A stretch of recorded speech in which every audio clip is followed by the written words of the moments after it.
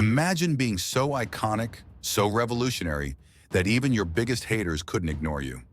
Freddie Mercury wasn't just a rock star, he was a force of nature, electrifying audiences with his powerful voice, flamboyant style, and boundary-pushing performances.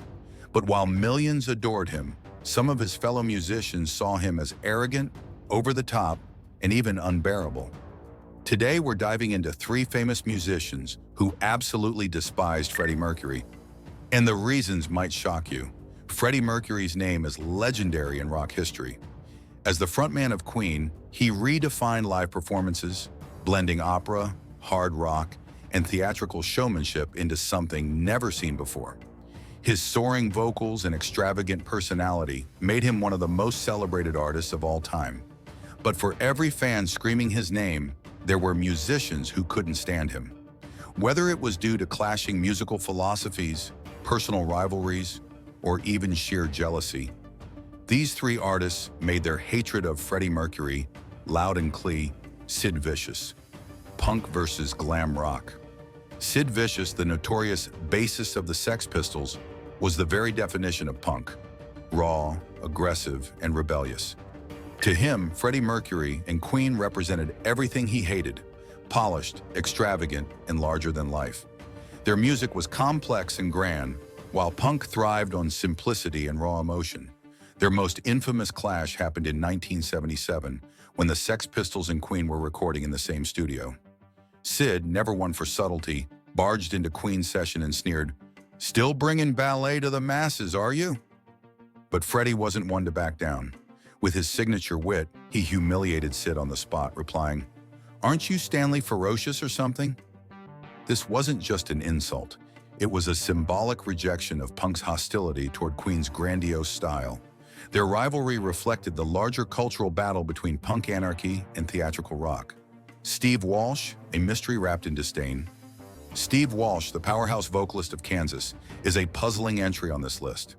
Known for his technical brilliance, Walsh had an unpredictable personality, sometimes praising musicians, other times tearing them down. His feelings about Freddie Mercury were especially bitter. Unlike Sid Vicious, Walsh wasn't part of the punk scene. Kansas was a progressive rock band known for complex compositions.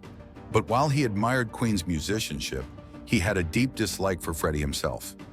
He reportedly dismissed Mercury as a complete idiot, implying that his showmanship was all for ego, not substance. Some speculate that his discomfort stemmed from Mercury's bold personality and influence on LGBTQ+ representation in rock music, something Walsh wasn't particularly welcoming toward.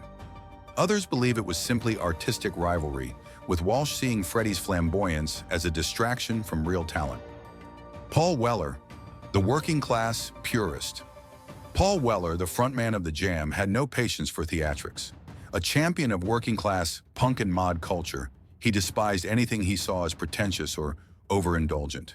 And to him, Freddie Mercury embodied both. Weller didn't just dislike Mercury's music, he mocked his entire persona. He was particularly irritated by Freddie's ambition to merge high art with rock, famously scoffing, "He wanted to bring ballet to the working class? Give me a break." Weller saw Mercury's theatrical performances as artificial, an attempt to be elite rather than genuine innovation. His resentment only grew as Queen's global success skyrocketed. The legacy outlives the hate. Despite these clashes, Freddie Mercury's influence remains untouched. While Sid Vicious, Steve Walsh, and Paul Weller may have despised him, their criticism didn't stop Queen from becoming one of the biggest bands in history. In the end, Mercury's talent, vision, and fearless individuality outshined any negativity thrown his way. So was this hatred truly about music, or was it fueled by something deeper, jealousy, rivalry, or even insecurity? Let me know what you think in the comments. And if you love deep dives into rock's most heated feuds, make sure to like, subscribe, and stay tuned for more.